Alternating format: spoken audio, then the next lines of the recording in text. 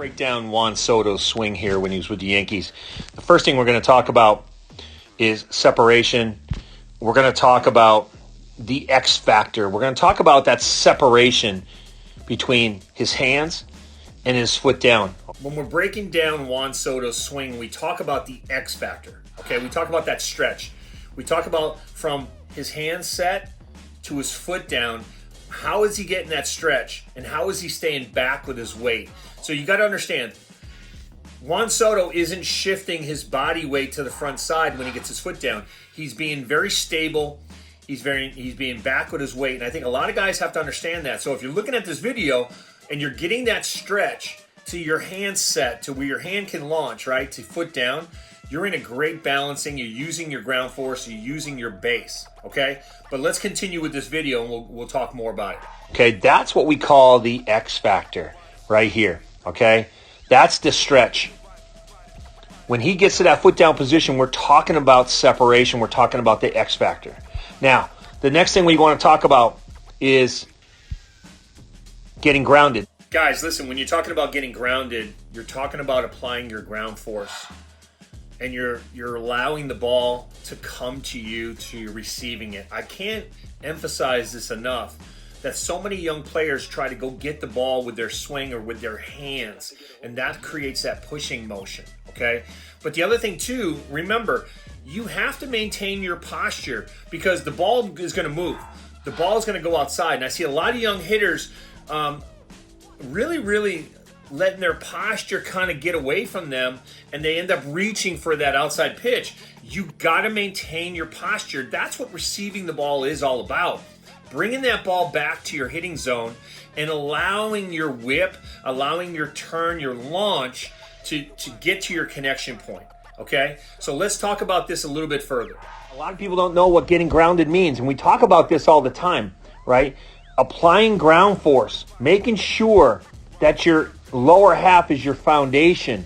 This is your pyramid. This is your foundation. This is what roots you and allows your top half to generate so much torque when you release, okay? So staying grounded so you can start that kinetic chain is so important, okay? And as we move through, we talk about knee, hip, elbow. We talk about the kinetic sequence. So guys, listen, when you launch the barrel, we talk about the kinetic chain, and we talk about the kinetic sequence. We talk about mirroring. It's when the back elbow's coming into the slot. What's your lead elbow doing? We already know that that lead elbow has to be above the ball. It can't be on a downward plane, which is going to send your barrel on a downward plane, which is going to create a negative swing plane when you hit the ball. And we're not trying to hit the bottom of the ball, guys. We're not trying to put backspin. We're trying to make solid connections. So if the baseball is here, we got to make sure that we maintain that elbow above. Now, when our back elbow is in the slot, this is called early connection, okay? Now, from early connection, as this gets into the slot, the next thing is turning that hand pivot point and then extending through connection. Let's continue to watch, and I'll give you my final thoughts. Okay? I talk about mirroring. So this top half is doing its thing, the lower half is doing its thing, and together it's syncing up to support the swing. The great thing is we're staying stacked, okay? So as his lead elbow is coming up and his back elbow is in the slot, he's got a really good bat position. Now the hand pivot point takes over from here as we make our connection. So as we drive to our connection point, right there. So here's the thing, right? He's at connection. Here is your stack. We go knee, hip, head, all together. And that knee continues to drive down. He's on his ground force.